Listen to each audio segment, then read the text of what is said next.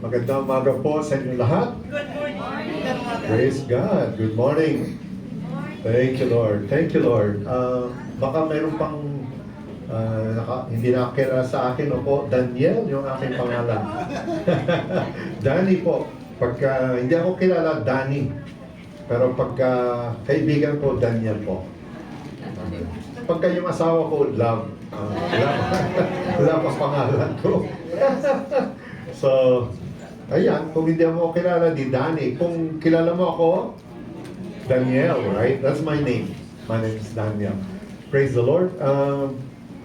Dr. Rati, magkasama tayo every week, but I'm unable to do that anymore dahil the Lord gave me other assignments, no? So, I can only come when I have the opportunity.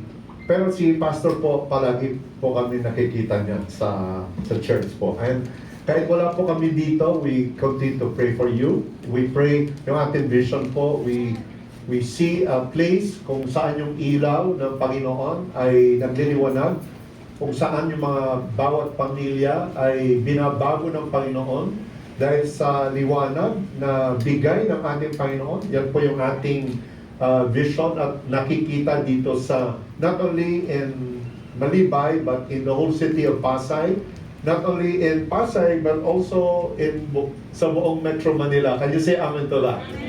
Praise God. At ang prayer po natin talagang our church would be a church planting church, no? Na we enjoy the gospel kasi gusto ni God na i-share din natin sa iba. Ang ganda yung isang song po natin kanina na I have decided to follow Jesus, no turning back. Alam po ninyo, napakaganda na kanta, pero kulang. Hindi po siya complete, there is, wala pong why. Why?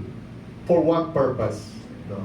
Bakit kailangan maging faithful ka kay Lord? Hindi ka pwedeng tumalikod sa Kanya. Bakit? Kasi po may mission po tayo. At ang mission is to share the gospel to others. And I hope today na itong word po will bring encouragement sa ating lahat. Amen? So Lord, thank you na I have the opportunity to visit itong mga mahal sa mga minamahal dito sa Pasay. Lord, I pray na that you please use me today to bring the word, and that the word, Lord, will bring good teaching, magkaroon ng corrective, magkaroon ng encouragement, magkaroon ng empowerment through the word as well. Lord, we pray for those who have been faithfully following you, Lord, that they will continue, Lord, not to follow you, and they will grow more sa pagsunod sa inyo. Lord, sa mga nagpapasimula pa lang na sumunod sa inyo, Lord, we pray po that they will, even now, will see, makikita nila na there's so much more. Hindi lang yung mag-enjoy sa mga nangyayari, but Lord, there is a calling, there's a mission that you are calling us to do. So Lord, let this be a teaching moment. Let this be a life-transforming moment. And let this be, Lord, an encounter with the Word and with the Holy Spirit and with your power, Lord. Salamat, Panginoon. This is my prayer in Jesus' name. Everybody said, Amen. Amen. So ang word po today, ang title po is called Pleasing God More and More. I think pleasing God is already good, di ba? Di ba na gusto ni Lord that we would please Him. Alam nyo ba ang purpose ng pag-save sa atin? Are you familiar with 2 Corinthians chapter 5? Kung nasaan sinabi ni Apostol Pablo ang purpose why Christ died for us. Christ died for us so that, merong so that. Alam niyo ba yung so that? So that, sabi ni Paul, so that you and I, that we will no longer live for ourselves, but we would live for Him who died for us and who loved us. We would live for Him.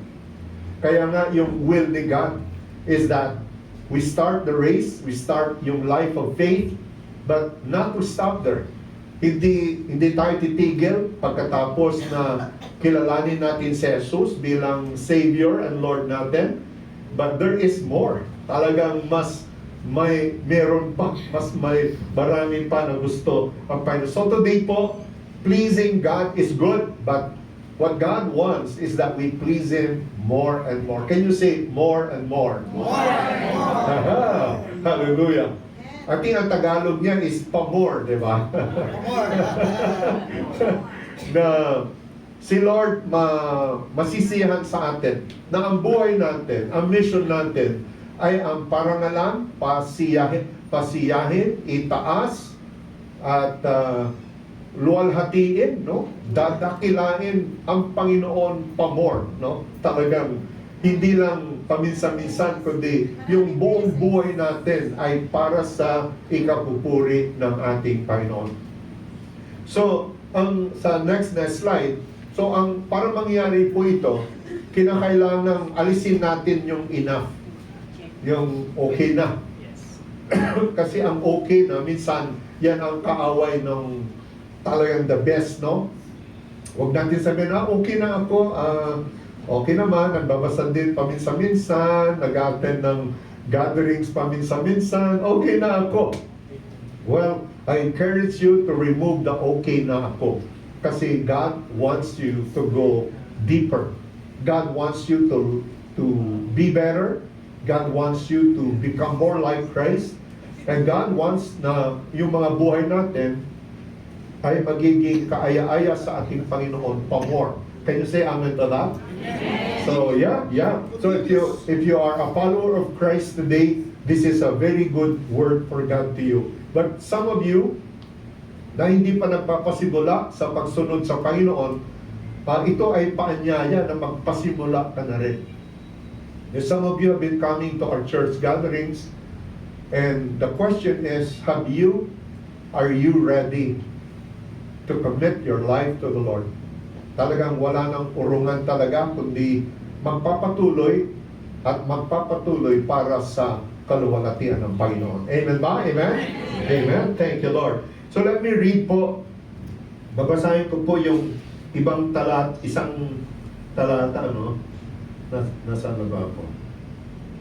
Ayan, chapter 4 ng 1 Thessalonians. Let me read to you. Katapos-tapusan, mga kapatid, hinihiling namin sa inyo at nakikiusap kami sa Panginoong Yesus, iyamang natutunan ninyo sa amin kung paano kayo dapat lumakad at magbigay lugod. Ayan po yung pleasing, no? Magbigay lugod. Magandang Tagalog, ano? Sabi nga po natin, magbigay lugod. Magbigay lugod. Ayan. Kalugod-lugod, no? Ang ganda, no? Na dati ang buhay natin ay talaga nakakahiya sa Panginoon. Talaga hindi maganda, no?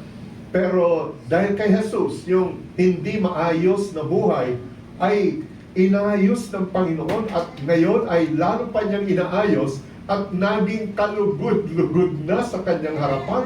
Pero ang mas maganda pang balita ay hindi lamang matapos sa kalugod-lugod. Meron pa siyang idadagdag na salita na babasahin ko. Sabi niya, kayo dapat ay lumakad at magbigay lugod sa Diyos na tulad ng inyong ginagawa na nila. Pero, June, ay gayon ang dapat ninyong gawin at higit pa. More than. Do you see that? So you receive Christ, but that's not the end of your Christian life. There's more. So you love God? Well, that's good. Pero God is saying, you need to love Him more. Your capacity to love. You trust the Lord now? The Lord says, that's good. Pero you need to trust Him more because meron pang darating na mas malalakas na bagyo sa buhay mo. Kaya, of course, pagka malakas yung bagyo, you need greater faith talaga, di ba? Amen ba? Amen? Thank you, Lord. So, ayan. So, sabi niya, gayon ang dapat ninyong gawin at higit pa. Talagang gusto ni Lord yung salitang higit pa. At let me also read yung basahin ko rin yung ibang passage, verse 5. And then I will go sa verse 5:11, ano? Sabi niya sa verse 5:11, sapagkat tayo'y hindi tinalaga ng Diyos sa galit. Can you say amen to that? Kundi sa pagtatamo ng kaligtasan. Amen again? Amen. Sa pamamagitan ng ating Panginoon Jesucristo. Hallelujah!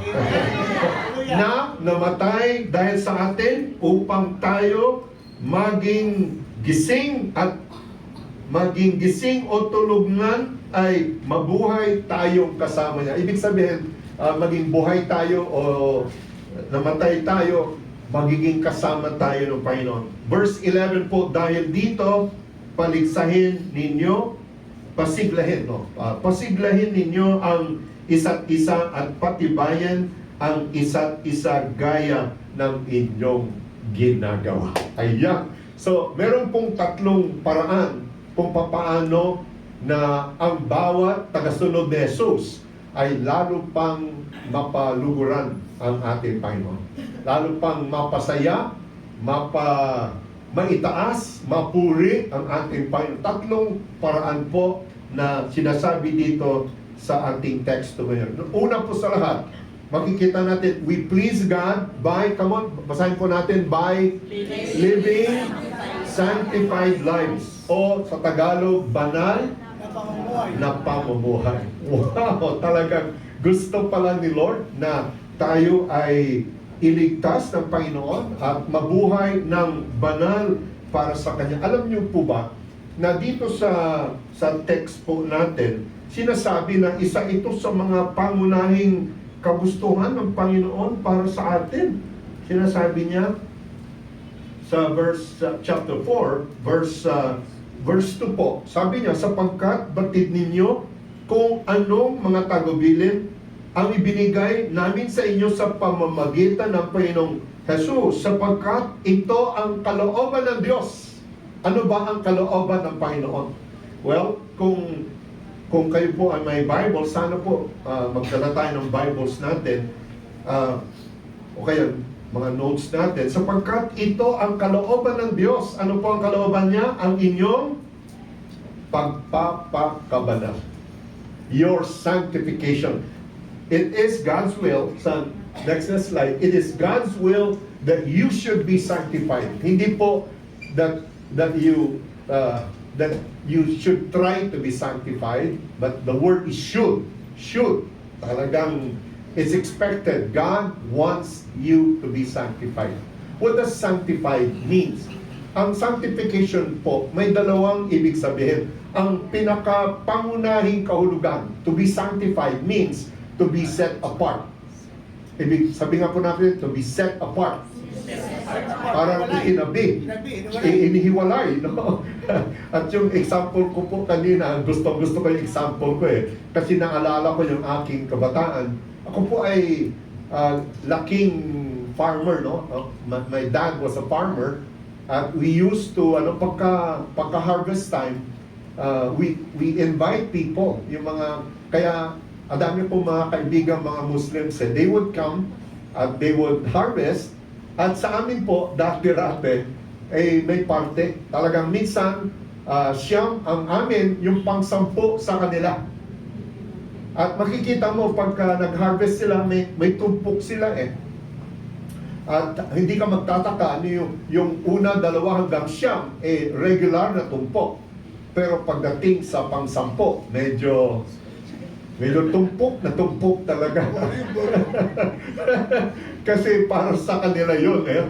At alam niyo po ba na sinasabi ni Lord na mula sa pagkadami-daming tao sa mundo na nabubuhay ng kahit paano na lang, kayo ay pinili ko, itinabi ko kayo para sa akin.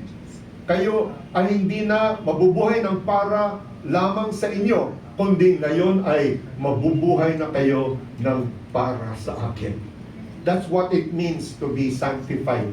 Ang isang banal na tao ay alam niya ang lahat ng kanyang ginagawa.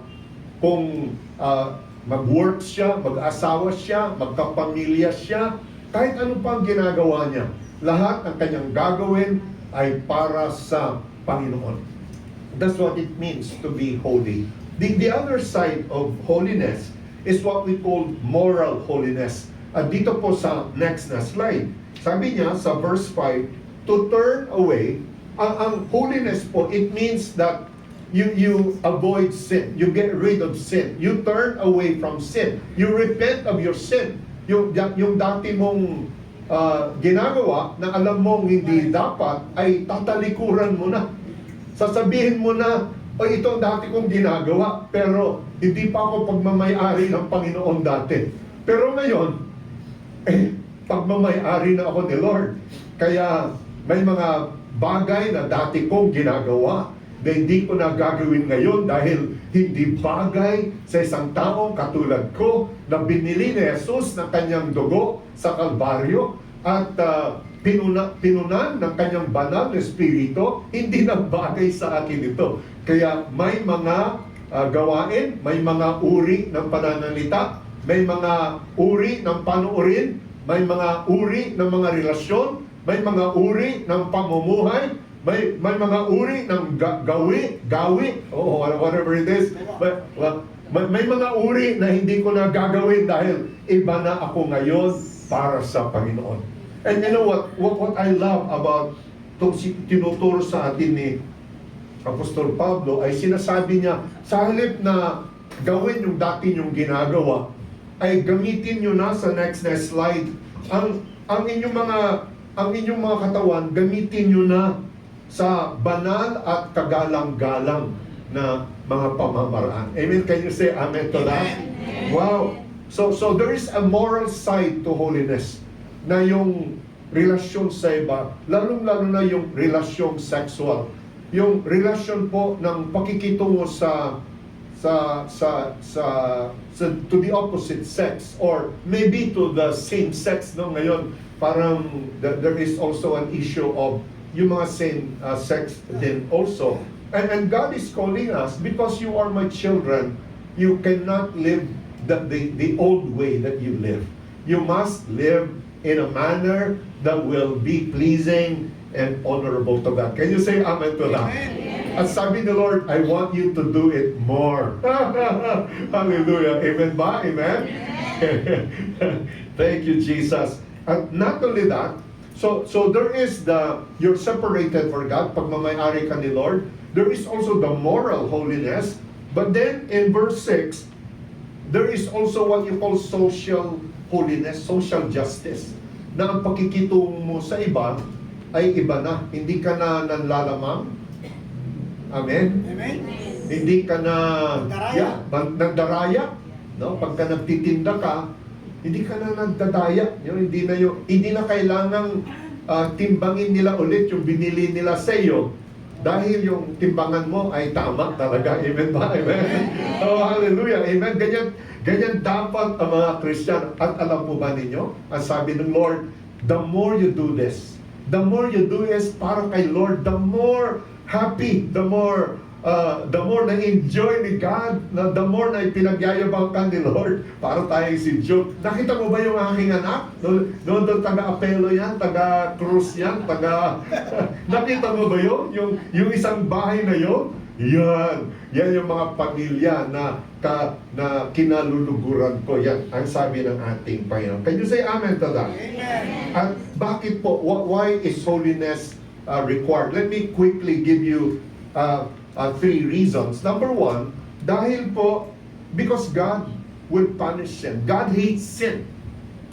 Galit ang Diyos, kinapuputan ng Diyos ang kasalanan. And I read earlier, God did not destine us, hindi tayo tinalaga ni Lord na kaputan niya, kundi tinalaga niya tayo para maging object of His love. Amen to that. Yeah?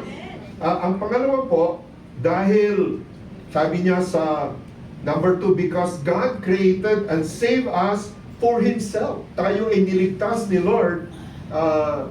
He separated us from Himself, living in the joy of obedience. Yun nga po. Yung sabi ko kanina, 2 Corinthians chapter 5, Jesus died so that you and I will no longer live for ourselves, but to live for Him.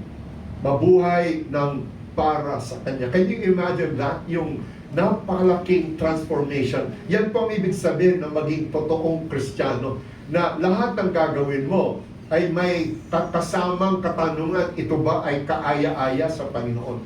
Ito bang relasyon na ito ay gusto ni Lord? Ito bang pananalitang ito ay gusto ng Panginoon? Ito bang damdamin na ito ay kaaya-aya sa aking Panginoon? Kasi kung hindi, wag na natin gawin dahil hindi nga gusto ng Panginoon. Amen ba? Amen?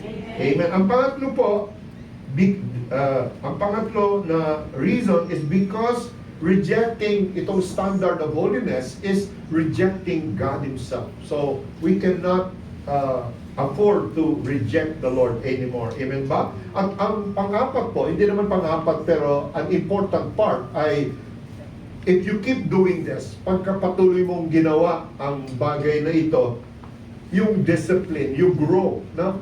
Ikaw ay mag-grow sa holiness. Talagang lalo ka pang mag-grow, no? Talagang lumalago, thank you. Lumalago ka sa kabanalan. Sino ba sa inyo dito gusto mong lumago pa sa kabanalan? Amen? Dahil kaya-aya kay Lord eh. Kaya-aya, yun po ang number one reason. Bakit gusto mong baguhin ni Lord ang buhay mo? Dahil kaaya-aya ka kay God. Kaaya-aya. At alam naman natin kung kaaya-aya ka kay God, hindi na talagang hindi masukat na mga kabutihan at pagpapala ang ipagkakaloob sa atin ng Panginoon. Amen. Yung pangalawa, we please God by what? By living with unsinkable hope. Okay. Sino po dito yung marunong lumangoy? Pakitaas ng kamay. Aba, kalahati hindi marunong. Delikado, dapat ipag-pray natin yung flood control ay talagang maayos na. Mahirap na, oh. Kung di ka marunong, ito po ay, totoo ito, my wife, no? My wife is a good floater. Talagang, kahit makot siya sa dagat, talagang she can float. Marunong siya for some reason. Ako po, I can float maybe for 5 seconds. Pagkatapos ng 5 seconds, I begin to go down. Pero she can just float like that. Do you remember at one time, merong isang barko na nalunod? At yung isang army officer, nandun siya sa dagat for 24 hours. He was floating, no? He was floating. Sabi ko, Lord, kung ako kaya, will I survive 24 hours? At na wala kang hinahawakang salbabida, but you have the capacity to float. Alam po ninyo, mangilan-ilan lang ang may kapasidad to float for long. Pero alam nyo ba, when you are in Christ, pagkakilala mo si Jesus, pagkaalam mo yung pag-asa na nanggagaling sa Kanya, pagkaalam mo yung ginawa ng Kanyang pagkamatay sa krus at muling pagkabuhay, pagkakinilala mo yan, tinanggap mo yan, at isinabuhay mo yan, makakaroon ka ng invisible salbabida. Na kahit ano pang bagyo, kahit ano pang unos ang darating sa buhay mo, talagang it provides you with unsinkable hope. Isang pag-asa na hindi kayang ilubog. I like the word. Hindi kayang ilubog, no? Parang cream, di ba? Napansin po ninyo? Pag maglagay ka ng cream at maglagay ka ng 7-Up, anong mangyayari sa cream? Mananatili ba sa ilalim? It will what? It will float. It will float up. At lahat ng mga creams in the Lord. Ang mga Kristiyano po, lahat po tayo mga krema kay God. Na ang pwesto mo hindi sa ilalim, but God gives you the capacity to float. Amen? Para pagkala po natin ang Panginoon. Napakahina naman yung mga palakpak. May capacity to be afloat. At ano po yung nagpalubog sa mga taga-Thessalonica? Dalawang bagay po ang nagpalubog sa kanila. Ang una, yung hindi nila alam kung ano ba ang mangyayari sa mga namatay. What will happen to those who have died? At ang pangalawa, anong mangyari sa mga namatay at buhay pa pagdating ng Panginoon? Yun ang nagpapalubog sa marami sa kanila. Eh kung patay ka na, anong pag-asa mo? Baka nawala ka na ng habang panahon. Pero sabi ni Apostol Pablo na ang mga Kristiyano daw ay mayroong pag-asa na kanilang pinanghahawakan. Ano man ang mangyari, itong pag-asa na ito ay talagang ito ang magpapalutang sa kanila. Hindi sila mananatiling lubog. Paminsan-minsan lulubog din sila. Pero because the real position is not to be under, is not to be drowning in sorrow, in grief, but they're going to be afloat. Kasi yan po ang nature ng mga Kristiyano. Amen ba? Amen? So at bakit po? Ano po yung pinanggagalingan ng pag-asa ng mga Kristiyano? So, sa next na slide, ito po yung kung bakit meron tayong pag-asa na hindi kayang lubugin ng kahit ano pa man. Oh, hallelujah! Ano ba nagpapalubog sa atin? Mga problema, mga sakit, mga karamdaman, yung mga balitang nakakainis, talagang lumulubog na yung patience, saka yung kapayapaan natin. Pero hindi dapat ano po. So una sa lahat, ang ating pag-asa ay nakasalalay sa ating pananampalataya na si Jesus ay namatay. At ang kanyang kamatayan ang nagbayad sa ating mga kasalanan. Kaya ang mga kasalanan mo, pagka lumapit ka kay Jesus, ikaw ay patatawarin. Kaya hindi ka na matatakot Alam nyo, iba ang suffering ng mga taong nasa kay Kristo at sa mga suffering ng mga taong wala kay Jesus. Pag wala ka kay Jesus, pagka may problema, palagi mong sinasabi, ano po ang nangyari? Pinaparusahan na ba ako ng Diyos? Ganyan, di ba? Wala kay Kristo, hindi mo alam. Pero pag ikaw ay anak ng Panginoon, pagka may pagsubok, alam mo na yan ay gawaing may kahalong pagmamahal mula kay God. Dahil ang mga paghihirap at mga suffering na nararanasan mo ay ginagamit ng Panginoon para lalo kang pang palutangin. Lalo kang bigyan ng spiritual na hangin para lumutang, no? Kasi pagka wala ng kahangin-hangin ang buhay, aba, ilulubog yan, right? Pero, wow! Iba talaga, no? So the death of Christ provides our problem with sin. But the resurrection of Christ is also a great source of hope dahil sa Jesus, dahil siya ay muling nabuhay, di lahat ng sumasampalataya sa Panginoon, kahit sila po ay pumanaw, sila po ay muling mabubuhay. Amen? Amen? Yeah. Thank you, Lord Jesus. At number 3 po, sa number 3, yung pag-asa naman, paano naman pagdating ni Jesus? Ano mangyari sa mga namatay at mga buhay? Well, ang sabi ng Panginoon, sa mga namatay at buhay, well, lahat ay marinig yung malakas na trumpet ni God. God will make a sound. God will signal that something will happen. And then, what will happen is, yung mga namatay, sila mauna Kasi nasa ilalim sila, di ba? Sila maunang bubuhayin. At yung mga buhay, kasi nasa taas sila, di ba? Sila naman ang susunod para sabay-sabay sila na haharap sa Panginoon, no? Sa kanyang muling pagdating. Kaya sabi ni Paul, buhay o patay, pagka ikaw ay nasa Kristo, wala ka dapat katakutan. Amen? Meron kang pag-asa. Amen? Hallelujah. At of course, dahil buhay si Jesus, ibig sabihin nito na yung kanyang pangako na hindi kita iwanan, ay totoo. Pero kung nanatili siyang patay, kaya wag po nating sambahin yung krus na merong patay na Jesus, right? Dahil hindi na siya patay Si Jesus, muli na siyang nabuhay. Amen ba? Kasi yung patay na Jesus, hindi kanya matutulungan. Ang makakatulong, makakapagligtas sa iyo ay yung namatay at muling nabuhay na Jesus.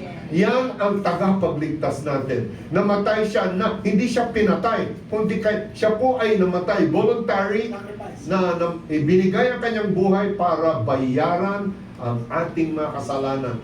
Pero muli siyang nabuhay para bigyan tayo ng buhay na walang hanggan. Amen ba? Amen? So ano po ang ibig sabihin dito? Ibig sabihin, hindi na tayo matatakot sa kamatayan at sa pagkamatay. At sa halip, dahil may pag-asa tayo sa next slide, it equips us for life. Dahil may pag-asa tayo nakasama natin siya na walang maaring mangyari sa atin na masama, na ikalalayo natin kay Lord. Dahil the worst thing that could happen to a Christian is to die, pero our death is our entry to the presence of God. So it's not even a loss, no? Kaya we live hope-filled in God. Look at that. Sabi nga po natin, to live hope-filled in God. Yung buhay ng mga Christian, hope-filled. Punong-puno ng pag-asa in a what? Hope-absent world. Parang corny yata si Pastor Daniel ngayon. Sabi ko, paano kaya ko to i-present? Hope-filled in God. Punong-puno ng pag-asa kay Jesus na nabubuhay sa walang pag-asa na mundo. Hallelujah. That's beautiful. Amen?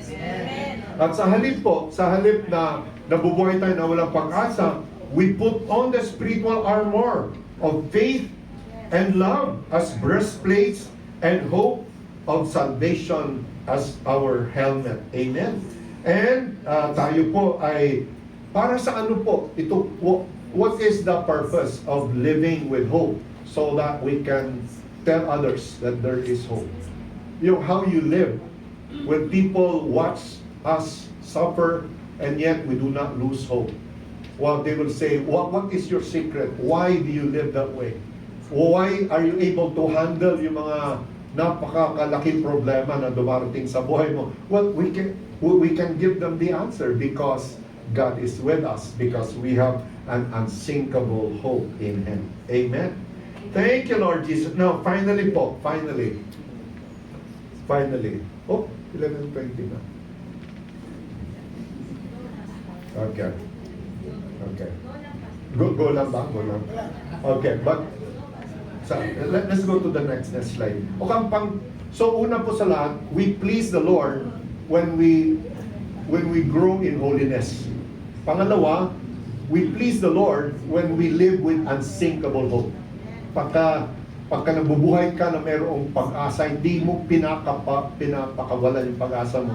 But finally, we please God by living to love others even more. Wow, living to love others. Wow. Amen po ba? Amen? Gusto nyo ba yung maging ganito? Alam nyo, if you want to live with love like Jesus, you cannot be so political. Kasi pagka masyado kang mapolitiko, pagka nakikita mong inaagrabyado yung politiko mo, nawala na yung sanctification mo. Hindi ka na nag-pray, hindi ka na nagmamahal, di ba? Hello?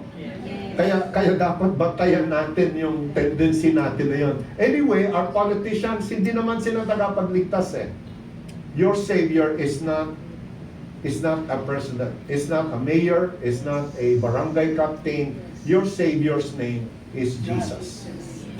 That's the name of your Savior, not any politician. Our politicians are set by God to keep the peace when they are doing well, and sometimes they don't do that. So put your hope in the Lord Jesus Christ. Amen. And keep praying po. But love. We must grow in love. Ito po yung pangalawa, no? The final path to pleasing God more and more is a growing capacity to love others just like Jesus. At alam niyo sa 2 Thessalonians chapter 1 verse 3 and 4 sa next na slide. Sabi ni Paul sa chapter 4:9, already taught by God to love each other. And then sabi niya, but God wants them and wants us to love more and more. Nagmamahal na sila eh. Yung mga taga-Thessalonica, hindi sila yung they are disobedient. Hindi nila ginagawa ito. Ginagawa na nila. Pero sabi ni Lord sa kanila, I want you to love more and more. How many of you would love that to happen into your life? That God will give you a greater capacity to love. Yeah, I want that, right? I want to love just like Jesus. There are two ways po, dalawang paraan kung paano masusunod itong love, no? I will share them quickly and then tell you how you can grow in love. Number one, lead a quiet, responsible life. Ang sinasabi ni Paul, ang problema po sa Thessalonica, dahil may nagturo na talagang malapit nang dumating ang Panginoon. Kaya sabi ng iba, ay malapit na pala dumating si Lord eh. Kaya wag na tayong magtrabaho. So, sabi nila ba, paano na yung pagkain natin? Aba, hindi, makikain na lang tayo. Makikain na lang tayo kay Brother June, sabi nila. Okay lang yun, no? Pagka minsan lang, no? Pero pagka araw-araw naman, ay hindi na pwede, di ba? So sabi ni Paul, if you live in love, you cannot be a burden to other people. Kaya the first step to loving responsibly as a Christian is to take personal responsibility. Huwag kang maging pabigat. Bakit? Kasi pagka pabigat ka sa iba, ay sa halip na makapag-serve sila kay God, talagang kinakarga ka nila. Sa halip na magamit yung mga resources nila para sa advancement ng kingdom ni God, hindi na mangyayari dahil nagagamit na para sa iyo na pwede ka naman mag-work pero hindi ka nag-work at naging pabigat lang sa iba. So, to show love, we must take personal responsibility. Can you say amen to that? Amen. This is good, no? I love this one. I love this one. Yung pangalawa is to encourage and build each other. So, ibig sabihin, if you love others, you cannot just watch them. You cannot just feel sorry for them. You have to go beyond feeling sorry. You have to you have to go beyond condolence or I'm praying for you. You have to go beyond that. Those are just flowery words. You have to go beyond. You have to be there. You have to be present. You have to do two things. Number one, encourage them. And secondly, you have to build them up. Build them up. I-build mo sila. Yung encourage is to help them at the moment. Yung nararamdaman nila. Encourage mo sila. Yung build, ito pong pang-future. You give them knowledge. You give them a vision of what they could be. And you build their faith up. So that they are prepared for the future. Amen po ba, loved ones? Wow, do you like this na sinabi ni Lord sa atin? So, ano po yung purpose po? Ang purpose po is two things. Number one, para we provide a good example. When they see Christians living responsibly, when they see Christians live in a way that honors the Lord, they will say, wow, iba talaga pag si Jesus ang kasama mo. Pagka si Jesus ang tagapagligtas mo. But the second one is what you call witness. When they see your life, they will also say, I want Christ also in my life. I want Jesus in my life as well. So, yung love po is our best witness. Yan ang pinaka-best witness natin. I just shared a picture of when we were in Hong Kong. One of our ministries po is to take care of mga seniors, mga matatandang Chinese. No? We take care of them. We love them. We keep them. Pag birthday nila, we celebrate them. Umiiyak sila dahil madalas hindi na sila binibisita ng mga pamilya nila. Iniwan na lang sila. So, pero another way to love. Yan po. Sino yung gwapo doon na nakikita niyo kanyang paa, mukhang maga yung paa eh. Ayan. Those were my days when I had acute gout. One day, I had an invitation to go to Burma, sa Myanmar po. At galing ako ng Hong Kong, sabi ni Emma, ba't ka pupunta? Hindi ka nga makalakad eh. Hirap na hirap na lumakad. Sabi ko, but there's a conference. Nakapag yes na ako. So if I don't go, what will happen to their conference? Sabi ko, I must go. Yung aking assistant pastor, sabi niya, Pastor, I'll push the wheelchair for you. Eh, malaki yung malakas yan eh. Malakas, bata pa. Nasa Canada siya ngayon. But he was my young pastor. And so we went to Burma. Alam po ninyo, hindi pa ako nagsasalita. Patayo pa lang ako. Mayroon akong, tayo magsasalita. Umiiyak na yung mga tao. Sabi ko, ano ba sinabi ko na nagpapaiyak sa kanila? Sabi sa akin ng interpreter, kasi una, ikaw yung unang foreigner na nakita nila. Kasi pumunta po kami sa bundok sa mga natives. At gera po, talagang nagbabarilan, nagpuputukan po doon sa, marinig po talaga yung putukan sa araw, no? Kahit during the day. But we still went. Tapos sabi nila, they cannot understand why a foreigner like you would come and visit them when you are sick. You don't need to be here. But I told them, I want you to know that God loves you. And I think those people believe that God loves them because someone was willing to endure pain, sacrifice, to go and meet with them. I think that's what it means to grow in love. We must not make comfort our priority. You cannot even make safety the most important value in your life. There's a time when God's people should face the risk. There's a time when people should be willing to sacrifice for the sake of the kingdom of God. Because in our willingness to sacrifice, either we go ourselves personally, or perhaps we give sacrificially to support what God is doing through those who are going. That in so doing, we are expressing our growing love for Jesus. And when we do, I guarantee you, your Father in heaven will make a good smile. Amen? So, palapalan po natin ang Panginoon. Thank the Lord. Oh, hallelujah. Oh, wow. What a good word for us today. I pray po na you are encouraged today, yung mga Kristiyano na po, yung mga na sumusunod na kay Lord, please continue, Lord, to grow even more. But before I let you go, before we close, let me ask you, we're talking about going more, being holy more and more, living with hope more and more, and loving more and more.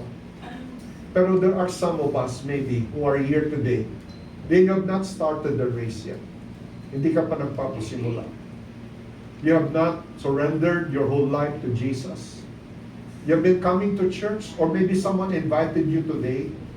But now, I want to tell you that there is no race that is more important than this one. There is no life that is more worthy to live, more than a life for God. Life lived for the Lord. And I urge you today to make that decision. If you are here this morning and you do not have that commitment to follow Jesus, I urge you to say to the Lord, Lord, today I want to decide to follow you.